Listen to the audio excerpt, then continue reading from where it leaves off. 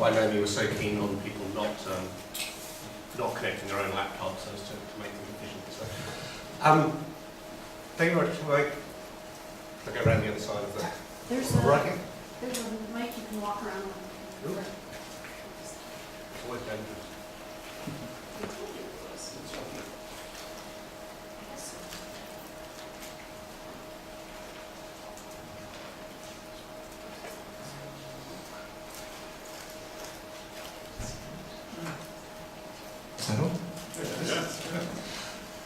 This always feels more like being a rock star. So. Thank you very much for the introduction, the invitation. It's great to be here. Great to see some old friends, some of whom I've met in person, and some of whom I haven't, and some of whom I haven't seen for a long time. So I wanted to think, and this is a new talk for me, a bit about why open science is emerging as a tool, as a system, what we can do to make that happen, how it works, and in particular, how the concepts that underlie open source, in particular, contribute to our way of thinking about that. That is me. Again, if you want to tweet about the talk, if you're saying something nice, then use that name. If you're saying something nasty, then you can please do misspell it. I've also got a bunch of links that are at that bit.ly address. And the talk in general is under a CC by Share Alike license, not because that would have been my first choice, but because I've used a bunch of pictures and, funnily enough, source code that have that license. As I often say, also, just to be absolutely explicit, I'd really like it if you spread this talk around and the ideas and send it to other people and talk about it and take pictures or video or audio, whatever you like. It also helps this acts as a license for video as well, which is always good to have. So I want to talk about networks. And I wanted to talk about networks because they underlie why the world is changing. And also because you guys are, in a very real sense, the experts on this. Bioinformatics is, to a very large extent, about the study of networks, network systems and biology. We have two here. In a sense, it doesn't really matter that the one on the right is a gene control network from E. coli, and the one on the right is actually a social interaction network in ants. We can use many of the same tools, much of the same theory, much of the same thinking to test our knowledge, build up our knowledge around these systems and networks. And a lot of that also applies to other kinds of networks. It's kind of reflexive to put up this diagram when you talk about open science or the internet. This is one of the early maps of ARPANET that I got from Wikipedia. And of course this is one of the things that very much underlies our ability to change the way that we do science. But of course this wasn't the first communication network that was important in this way. This is telegraphs from around 1870, showing how the world was starting to be connected up. And indeed, when we think about communication networks in general, and the way people are networked, this is stagecoaches in France in the 18th century. This is a map of how France was connected up from an informational perspective in around about 1703. We get some of the same thinking, some of the same advantages and opportunities that arose as stagecoaches, as the telegraph arose, are the same kinds of opportunities that arose as the internet and then the web took hold. And of course the other kind of networks that we think about quite a lot are now social networks, the networks that connect people. This is a tool from the Media Lab at MIT, which has got a lot of coverage recently because it helps you take the metadata from your Gmail inbox and see how you're connected to a bunch of other people. Thankfully, the big blue circle up on the left-hand side is my wife, so that's a good sign. The second biggest one is my boss. So there doesn't seem to be anything too desperately nasty hidden in there, except of course if you look very closely, you'll also see some people from Elsevier. They're good people from Elsevier. So if that's an email network, then there are other kinds of networks. This is Twitter, another tool, which is an interesting way of visualising the people you've been in contact with and the things they're talking about. And again, many of the same kinds of tools, same kinds of concepts apply. Maybe a little closer to home, the kinds of networks you guys think about on a very regular basis. This is the commit graph from GitHub for the IPython notebook project, or a very small part of it, in fact. I actually had to scroll around to try and find a place that had many commits from different people. And I was trying to get actually different usernames, but there are so many people contributing over different periods of time to this project that it's actually difficult to get a good sort of overview of this commit graph, which is interesting in and of itself. So there are lots of different kinds of networks. They have some similarities and they have some differences. So the question for me is very much, what can we learn from these networks? And what can we particularly learn and apply in the context of the fact that we have the largest, most connected, most distributed communications network infrastructure that has ever been seen available to us today? How does this change the way we think about doing things? So here's another network. And this is a rather simple network. This is a percolation cluster simulation, which I stole the code from someone else. This is the code that is bizarrely under a CC BY share alike license because it's on someone's blog. And all I'm doing here is I've created an array. The size of the array will change over the course of the simulation. And I've filled it with random numbers from 0 to 1. And then I'm increasing the probability threshold to say which of these are connected to the pixels around them. So what we're looking at is how the clusters change as the probability of connection rises. And what you can see, amongst other things, is that as the probability of a pixel being connected rises, for a little while you have a low number of clusters and then that rises. And then it decreases as the clusters all get connected up together. And obviously, the size of the largest cluster, as the probability of connection rises, gets larger as well. But what's interesting is that the size of the largest cluster has a very distinct discontinuity. The clusters are small, small, small, small, small, and then suddenly the biggest one gets a lot bigger, and then it's just a question of aggregating those other clusters back into it. The other point around this is as the size of the grid gets bigger, as the size of the network gets larger, the behaviour of this, remember each one of these runs the simulation is randomised. I randomise the grid each time. The behaviour of this is actually very predictable, and it becomes more predictable as the size of the network increases. So we have two things going on here. As you increase connectivity, you reach a critical point where you suddenly move from having relatively little connection across this environment to very significant large-scale connection, and that happens suddenly. And despite the fact this is fundamentally a random system, it's still the case that we can predict its behaviour. Now, right, we don't do science on a square lattice grid, to be fair. But there are some similar things that happen when you start looking at open projects. So one of my favourite open projects is the Polymath Project. I'm deliberately picking non-bioinformatics projects instead, because otherwise I have to pick out my favourite ones and then you probably, some of you would lynch me.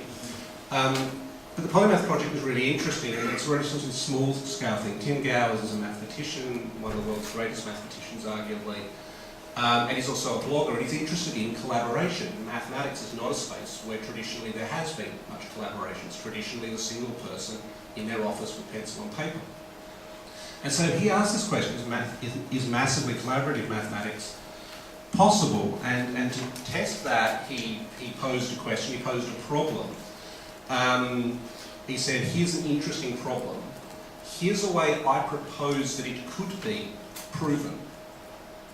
Can we work together to solve that? And that's actually a really smart way to do it, because a mathematical proof, if it fails anywhere along the chain of reasoning, doesn't work anymore. So it's naturally paralysable problem to test whether a proof is viable in a way that it's not a naturally paralysable problem necessarily to actually solve and prove a mathematical problem.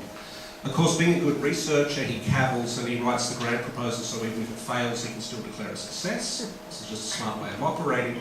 But he's very explicit about this, that his aim is not to prove the theorem, his aim is to test whether his approach to proving this theorem is viable or not. But he still thinks the chances are less than 100%. He actually goes on and says separately that he thinks it will probably take him between 6 and 18 months to test whether this approach was viable himself. The interesting thing is about 6 weeks later, he declares the problem solved. Actually declares a more general version of the problem solved. About 140 people, not a huge number. 140 people, several of them world-leading mathematicians, some of them school teachers, contributed to actually proving the theorem, or proving a more general case of the theorem that Tim had said, Sir Tim Gower's FRS, Fields medalist, said would take him around a year just to test whether it was a viable approach. This is a discontinuity. This is a change in capacity that arose because of an improved connectivity amongst a series of experts. The other example I'll just touch on is Galaxy Zoo. Again, I'm sure you've heard this story, but the notion of connecting an already available and open data set to potentially a large number of people to help analyse and do the visual analysis of that data set. And 300,000 people were involved in classifying the several million galaxies in the Sloan Digital Sky Survey several times over in the course of a couple of months. The scale of the network, the connectivity of the network changed, and there was a discontinuity in the ability of the system to do science. Go back to what Tim says about the Polymath Project. He makes this comparison. It's as though to normal researchers as driving is to pushing a car. And so we want this for science. If we can find the places where we can do 10 times, 100 times qualitatively different standards of work, then that's something we've got to go after. Something we've particularly got to go after when we're spending public money. So the question is how? And what I want to suggest is that successful open projects, and I'm not restricting myself to science here or to code, I'll focus on the aspects as it relates to code and computational projects, exploit this order to disorder transition that occurs in connected networks when you get to some sort of critical level of connectivity, some type of critical level of being able to connect and use the expertise of a large number of people. Conversely, if you want to think it the other way around, these network transitions can be exploited by adopting open approaches. And that's a central point I want to make, and to test whether we can use that, to think about how we can use that to determine how we should think about adopting open science approaches. So what is open about anyway? We tend often to think about this in terms of opening the door on resources that already exist. But even if we think about it in that sense, we need to dig in a little bit to what we mean by that. Do we just mean sharing what we already create? And this is the way that a lot of open definitions of various types are constructed. Open source definition at the top, license must restrict anyone from making any use of the program.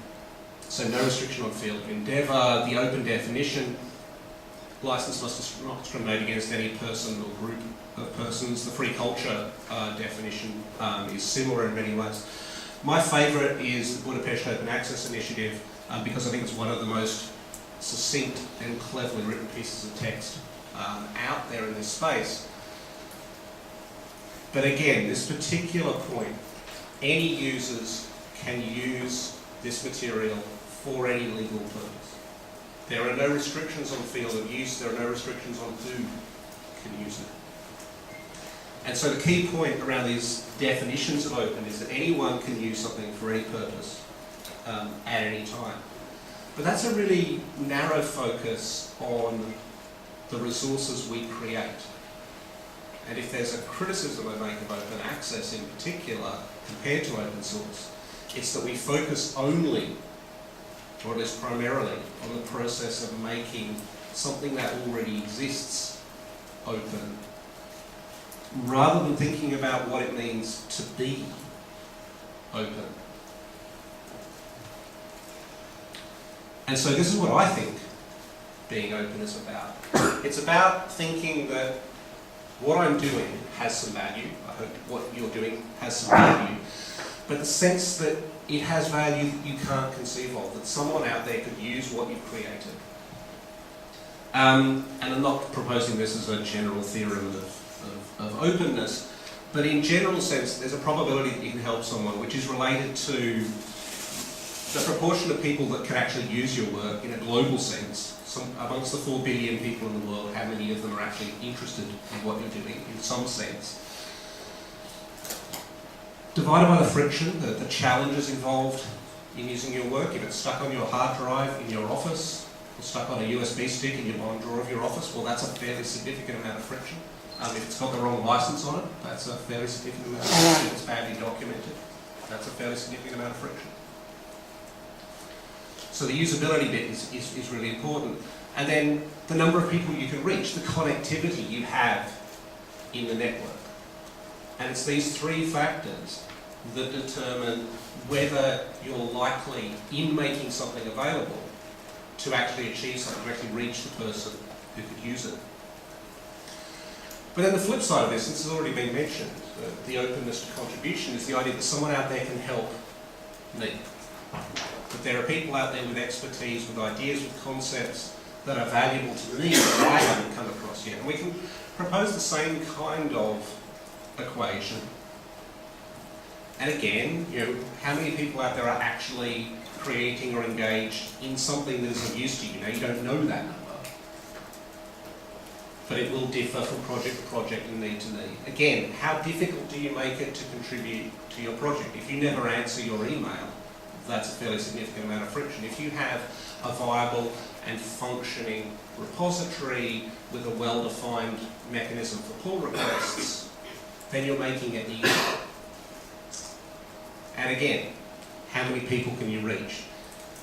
Is your issue tracking system on your own lab machine with a couple of tens of hits a day maybe, or is it sitting on GitHub where people stand some much higher chance of finding it and you get the Google juice? So I'm going to suggest that for the purpose of most projects and most science in general terms, the number of people that are out there who are likely to be able to contribute is something that's pretty fixed. That's not a number that you have a huge amount of control over.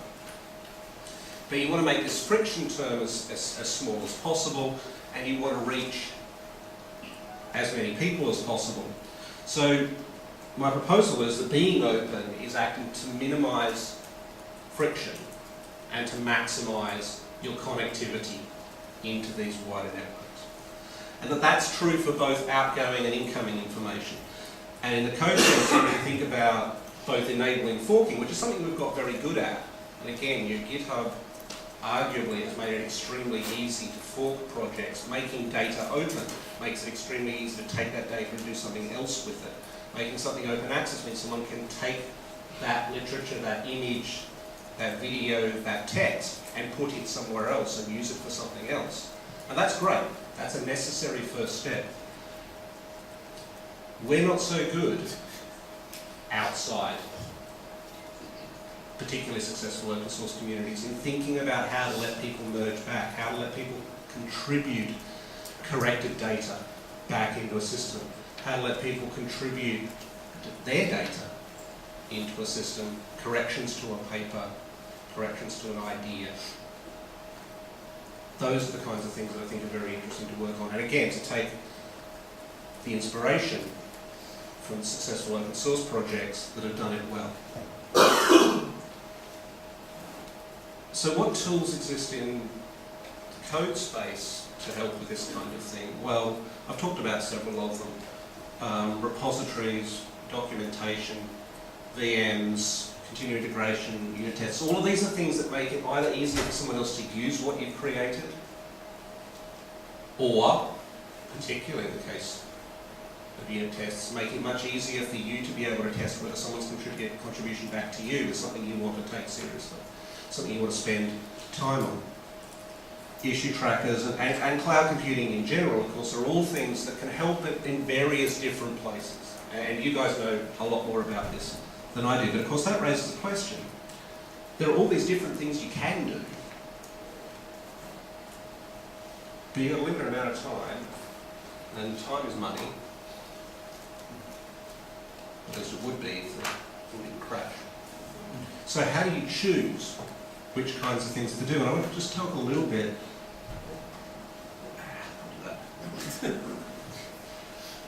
about a couple of blog posts. This one's from Ian Gant, who's putting this thing called the Recantation Manifesto, and he's talking here about the notion of taking computational projects and as a minimal effort towards reproducibility, make it easier for someone else to use something, to at least package something up as a working VM that can be run today on the theory that that makes it possible in the future to at least be able to reproduce the actual work itself. And I'm sure many of you have seen Fernando Perez talk about IPython Notebook. Some of you will have seen the Synapse project from Sage Networks. And these are also efforts, I mean, Sweave, all of these things are efforts to create a system in which you can package up a set of work as both document in a static sense and computable object and pass that on to another person. And that's useful in a particular context. Now, of course, Titus Brown has a different view. Titus often does. I generally agree with Titus, but not always. And he actually wrote this blog post before this one, but it kind of works as an answer. And the point he's making here is that if you package up a project as a virtual machine, then you've created a black box. And that black box doesn't really help anyone else to reuse the components and the modules of what you've created. So in terms of what you might call real reproducibility, as in redoing this thing in a slightly different context, in a slightly different way, and showing that you get the same result, packaging everything up in something that lets you recompute it may actually be a bad thing, because it discourages people from re-implementation, from checking the algorithms, from doing these things. So who's right? Well, they both are. They're talking about different priorities, different aims, different needs. In particular, they're talking about targeting different kinds of audience. Ian is focused on this question of pure reproducibility, and in particular of having a way of demonstrating that when something is published, that the computation actually works. And that's an important part of making the claims, the paper, reproducible, because it provides the confidence that a user downstream so that those results are reliable. It doesn't help a different kind of reuser, a different kind of implementer, which is the person who wants to use the underlying code to do new things, to create new pipelines, because you've created a black box which doesn't necessarily help the process of redoing things. So they're speaking to different audiences in very different ways, and different audiences that need very different supports. And of course, at the same time, going back to where I started, those are two particular use cases, two particular audiences, but we want to enable the unexpected as well. So again, we come back to the question, we've got limited time and limited money. Where do you choose to put the efforts? So there's some obvious things.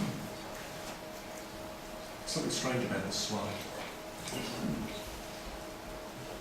If it's near zero cost, and it reduces friction or increases the connectivity of the network, then just do it.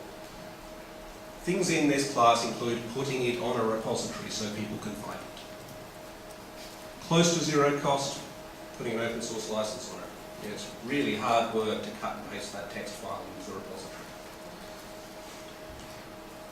But you kind of run out there. mean, documentation takes effort, continuous integration certainly takes effort, unit tests take time to write, all of that's a bit of a challenge. So if it's zero cost, then do it is obvious. But if it costs but also helps a known audience and reduces friction and increases it for a wider range of people. So if the thing that you know you should do also gives you a big step up in reaching the wider audience, then you should probably do it as well. And this is where unit tests fit for me. Because you know you should be doing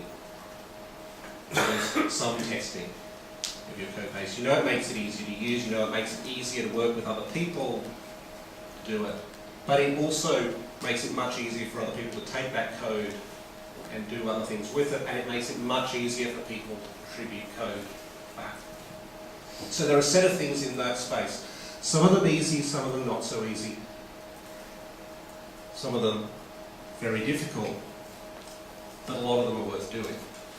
So the smart thing obviously is to move these things upstream, to take these things and make them part of what you're doing generally, to create platforms that build these kinds of effective sharing and connectivity elements in and help you share the load.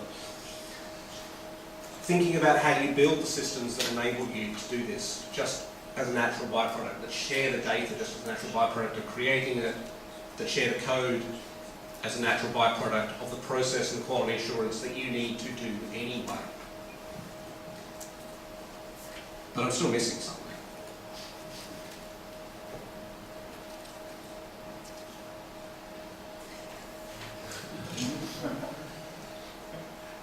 Because we know no one ever got a Nobel Prize for infrastructure. So we have a problem. And we have problems that we can tackle at various different stages along the process. We can think about building these infrastructures because they will make a difference, because they will enable us to do more work, because we can be more efficient, and then maybe hide those costs in some other project. I'm sure none of you have ever done that.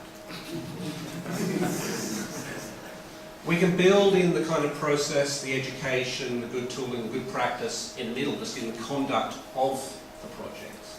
And that's starting to happen on a pretty large scale now. It's happening in your communities in particular, but it's also starting to be a real issue for what you might call the para-coding science community, those people who start off a PhD and then get told, oh, by the way, you need to go and learn Python. And get tossed in the deep end. There's increasingly educational tools to help those people understand where to apply unit testing, version control, and those kinds of systems. Or we can directly tackle the incentive system. So let's take a quick look at those. I want to talk about one attempt to hack the incentive systems. Many of you will probably be aware, in fact some of you are on the editorial board, of a journal called Open Research Computation that was launched by Binance Central. And I think the story here is instructive. So we set up a journal with the notion of publishing high quality scientific software. And the theory was twofold. This was a very deliberate attempt to hack the system. Point one, if about 10 to 20% of the papers in your journal are tools that are used by a very large number of people, then you have a very highly cited journal, which gets a high impact factor. And if you can use that as a prestige marker, then the people who write that high quality code and reach the bar to get into the journal can take that to their heads of department and say, look, this is a real journal with a real impact factor that's higher than that disciplinary journal you keep talking about. How about that promotion? How about that grant? And the process we took to do that was to apply very, very high standards to the requirements for publication. Indeed, we talked about, the underlying assumption was that you'd have 100% test coverage, high quality documentation, that the referees would be easily able to take the product, download it, run it, and actually test all the use cases that you gave in the paper. Either one of those together might have worked. The two together, and particularly setting what was a very high standard, in fact so high that no one could be bothered reaching it, made it very difficult to get very many papers. Now you can still actually submit to Open Research Computation as a strand inside another journal, so it hasn't completely gone away. Please do submit if you have code with very high test coverage and very good documentation. And maybe someone else can do this again. There are other people playing with the journal publication system, trying to hack that incentive system to get around the way it works. And that's worth trying to do. Tackling the incentive system head on tends not to work. Hacking generally does. So we could do more of the same. We can tackle this place in the middle, we can increase best practice, we can improve training, we can get people to better understand the process of taking open approaches. That might take a while and might get a little bit dull. This guy's been sitting on the porch at Notre Dame for about 1,000 years. Things have changed a bit around here, but not so much. It's important, but it's not necessarily enough to take us the whole way. So we do need to address these questions of community infrastructure, to build the systems that assume you are going to take an open approach from the beginning, that build openness into the foundations of what we do. And you guys are building the tools that the rest of us use. And to the extent that you can smuggle those systems into our day-to-day life, you create openness by default. And create the opportunities to reduce friction and support sharing that will take us towards those discontinuities, towards those jumps in capacity, but also support the merging, which I think is really the critical part, the really critical part of actually building those networks, of increasing the connectivity. So this is maybe a slightly more realistic simulation of the situation in science. This is actually just a random connection network. I'm just randomly drawing onto a grid and then asking the question again, what's the largest cluster in the system? Somewhat closer to our world, perhaps than a nice regular square lattice with single probabilities. Although it doesn't capture the small world network of our communities, it doesn't capture all sorts of aspects. But the point is those discontinuities are still there. Those points of criticality, the disorder to order phase transitions, they occur at a small scale, but they're still there. And each one of those is an opportunity to increase the efficiency of what we do in the science space by orders of magnitude. So the question I want to close with is, where are these opportunities? Where are the points of nucleation? Because these transitions are crystallization processes. Where are those points of nucleation? Where are we close to a phase transition? How do we identify those places? How do we tackle them? How do we take advantage of them? And I'm not going to answer that, because I think that's a question for those of you who actually know about how networks work in reality. And I'll finish there. Thank you.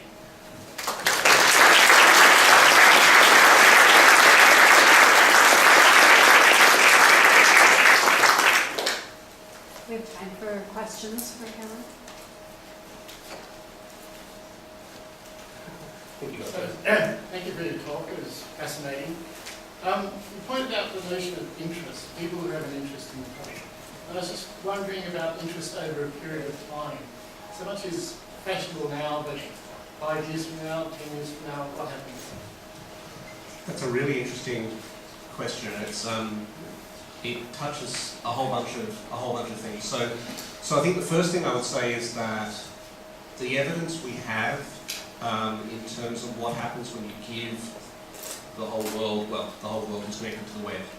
access to science in the general sense, is that there are an awful lot of people out there who are interested on a much larger scale than we would have thought of. The best evidence for that is that I think it's 40% of the unique IPs that hit PubMed Central each day are from domestic IP ranges. Now, I guess that doesn't mean that they aren't scientists in home. It's interesting. 5% of them are actually hotels and airports, which is interesting. I suspect that exactly you guys.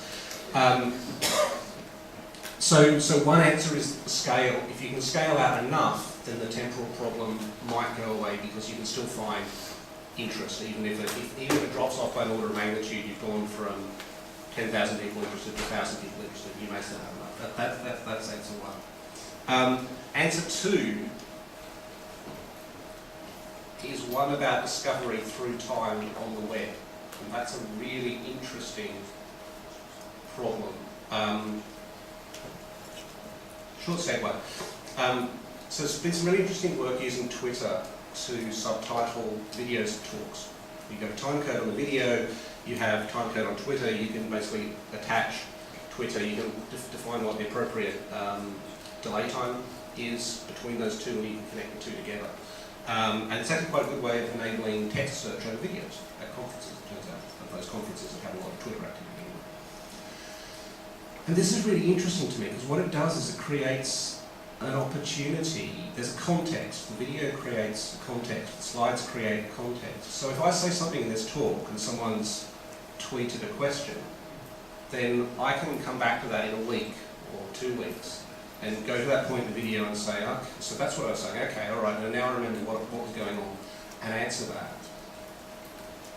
And in principle, if we can create enough context, then 6 months later, someone else might take part in that conversation, and 4 years later, someone else might also in that conversation. So there's something really interesting about carrying context around with objects, provenance around with objects, that allows you to sidestep or at least play with the time domain on the web. These are discovery tools, they're discovery objects. They're ways of discovering content, discovering resources that take things outside of time, as indeed sticking a page on the web is to a very certain extent. That doesn't solve the problem, of course, if you've got a spike of interest early, which then tails off. But at least it sets up the opportunity for communities or people further down the track, or machines further down the track, to get interested and to take part at some level in the context that was created around that at the time. We're a million miles away from doing that in any way that's vaguely effective at the moment, but I think it's a really interesting thing to try and do. And to go back to where it started, N doesn't have to be localised in time, N is also across time. And we always say it takes 30 years for science to find its application. Basic science takes time because we need a greater N to find the connection that makes it useful. So when we think about the tools we can use to maximise the number of people we can reach, we should also think about reaching people in time. That's come back to something really for a second, is why documentation is so important. Good documentation is so important. So I was interested and a little dismayed to hear your opinions about why the journal is failing. I'm not convinced that the barriers you suggest to submission are actually a problem. I've got a feeling that because of the small world nature of communities as a whole, we like focused journals, and it's important to know your customers in any publication. So the effort of producing a publication which only goes to people who are doing open science may not be considered sufficient value for many people. Yeah, that's a good point. And this was something that we tackled. So we positioned it as being really about the code. So that was the way we sought to reach people. But there is we were in competition with PLOS computational biology, with nature genetics, structural biology, other places where people, where there are already high prestige venues for where where you're doing something interesting, which tends to be where it's funded, which tends to be where you do it properly. So the bottom line is that we got two kinds of interest. We got interest from people who had really good projects, and I'll be blunt, they struggled to get the rest of their teams to submit to that journal, and the reason given time and time again was you don't have an impact factor. We thought about doing some more radical stuff, so actually thinking about it as an overlay journal, which I think would have made a lot of sense. So take those papers which talk about code, where the code is high quality and has the documentation and the testing, to convince a referee of that, and to make that a sort of a badge, an extra certification step on top of existing journals. The problem with that is that ISO won't index it.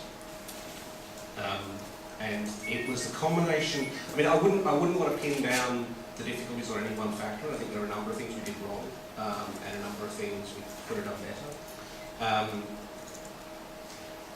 And certainly a number of things I did differently if we did it again.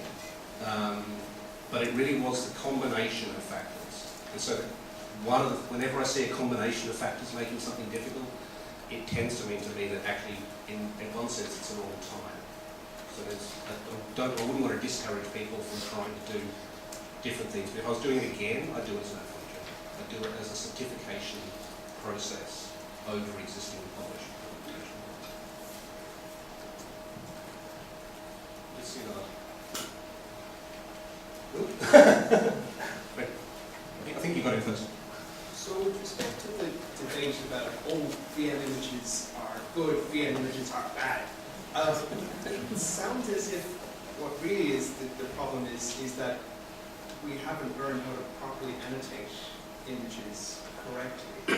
Has there been any kind of movement in that respect?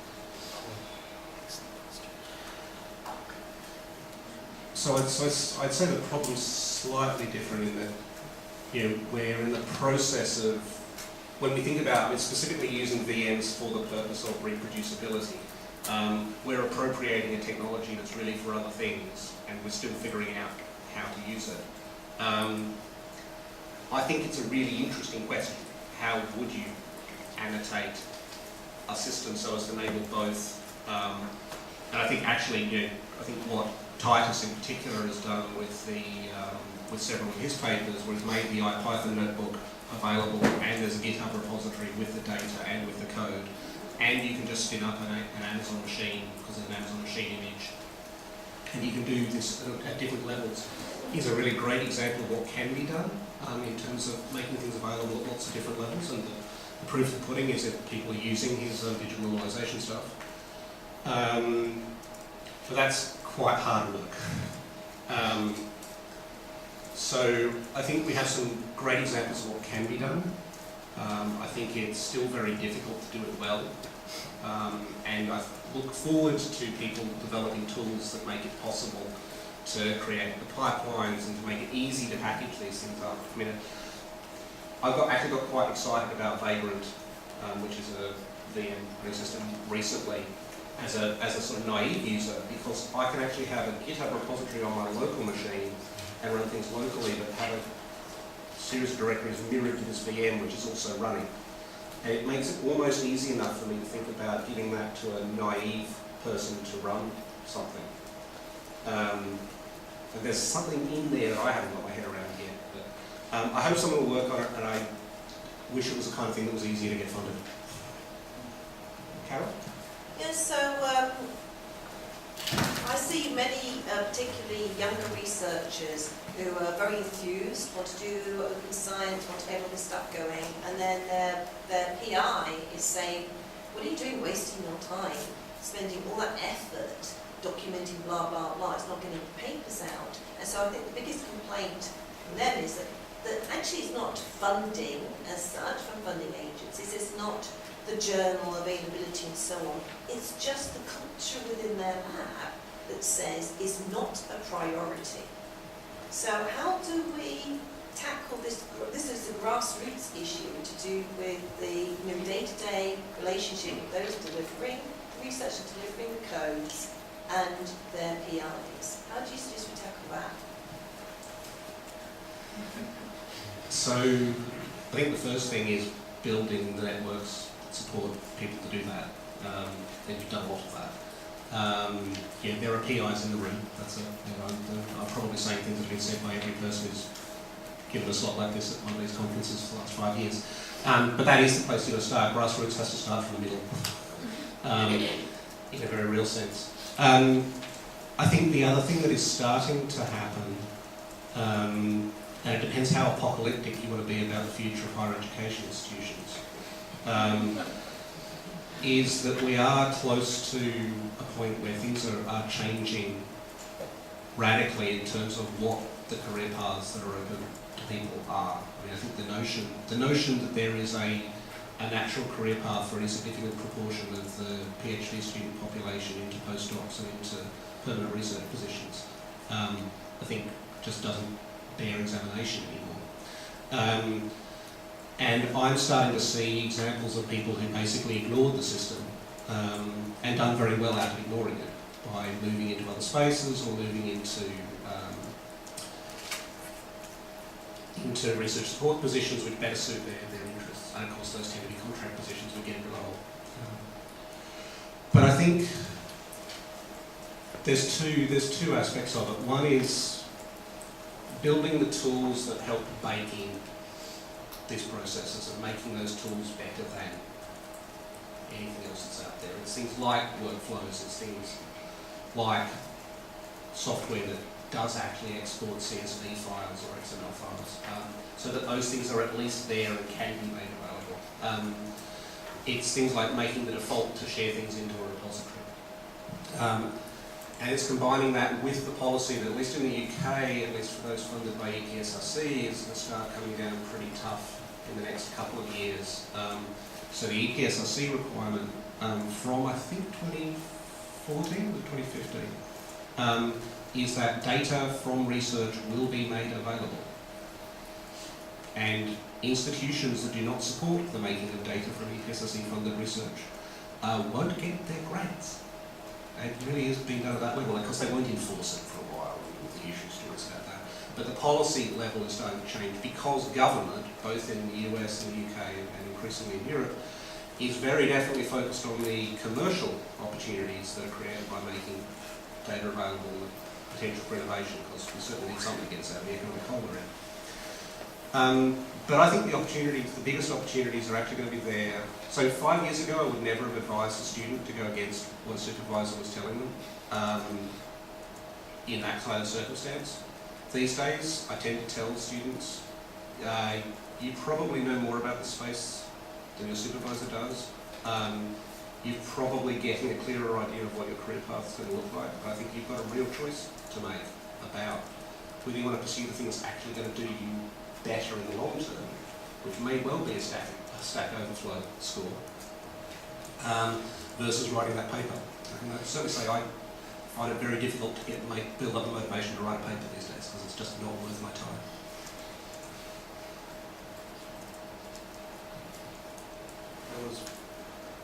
So you have two examples of community science, and then you came back to it with another answer in terms of the effort involved. Both of those examples needed a driver, motivator, and a central organisation. People tend to overlook the organisation and the personal driver that needs to happen for that. Yeah, so I was hesitant to talk about the architecture of the community architecture of successful open source projects to this audience.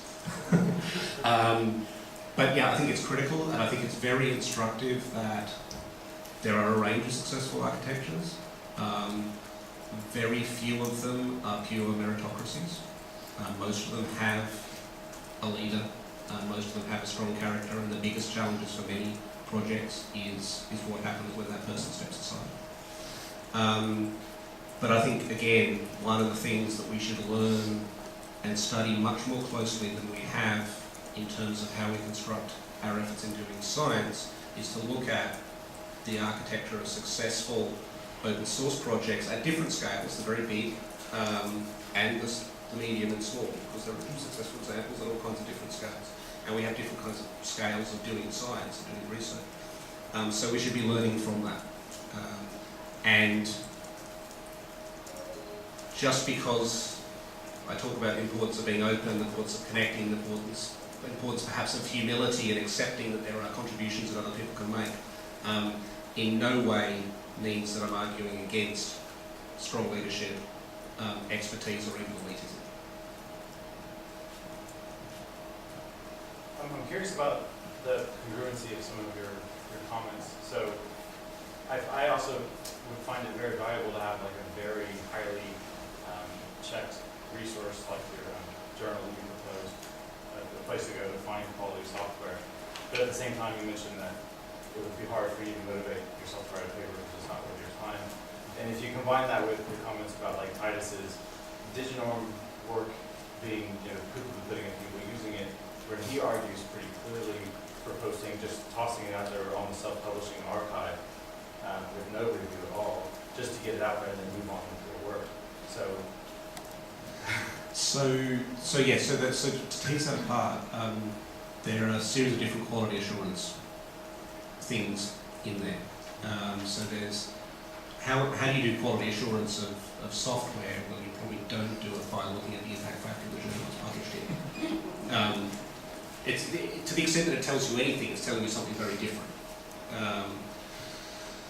And so I think I think we have a lot of work to do on understanding what peer review of research papers actually achieves, and what it's good for, and how we should use it, and where we should use it. I'm pretty much convinced that peer review of both data, peer review in the traditional pre-publication peer review sense, of both data and software is probably a dead loss. What we need are validation tools. It's kind of the opposite way around. If we could do continuous integration for science, we wouldn't need peer review, because you'd know that it worked. If we had, we have unit tests in lab science, we have controls that we run. And so if you could validate those that actually run and run properly, which is hard in lab setting, then in a sense, do you need the peer review? Well, you need the peer review to talk about and to understand whether it's clear. You need peer review because we can't validate human claims in natural language to any degree of accuracy at the moment. But I think there are lots of opportunities to do much better kinds of validation on systems like software, data in general. There's a whole series of things we could be doing, just looking at the statistical properties of data as an input into peer review. So give an example, a concrete example of that. The journal Actocrest, is it D or D? I don't remember which. Small molecule crystallography journal, where to write the paper, what you do is you upload the crystallography dataset and the reflected files and the raw data and the structure. You type a few things into a few boxes, and before you're allowed to submit it, it runs that structure and all the data through a computational system to see whether it makes sense, to see whether the crystal structure makes sense. And of course, the interesting things about crystal structures are the things that are extreme or different. So you don't expect the system necessarily to completely validate, but you put the author through the process of having to explain why these different things don't validate. In doing that, you've created a system which is then very easy for the editor and the referee to say, okay, the data's sound, the processing has been done properly, all we need to look at is this couple of paragraphs of text that say why this structure is interesting, and make sure that actually corresponds to what the structures say. And that reduces the cost of peer review, reduces the friction of peer review. It means the thing can be done faster, it gets to more people, etc., etc., etc. It means they can run a journal, which is a pure author processing charge-driven journal with an APC of $150 at a profit, because they've streamlined things so much. So when I think about things like what Titus is doing, his focus is on showing that the software works, the data actually did go through that process, the system is usable and reusable. And people seem to believe that on the basis that they are actually using it. you still have an awful lot of trouble publishing a paper. And again, there is a question. I mean, for him, going up for a 10-year review next year or the year after, he needs that paper because that's the hurdle he has to jump. But is that the best use of his time on public money, on NSF funding, as opposed to having him do the next piece of software and do the next set of things, or having him do the review of other people's software even? So I don't think it's necessarily a contradiction. It's a question of, again, limited resources. Where do we apply our time and effort most effectively to get the most usable stuff? And peer review has a place there, and journal articles have a place there. But I think there are lots of opportunities to do that job for different kinds of outputs a lot better.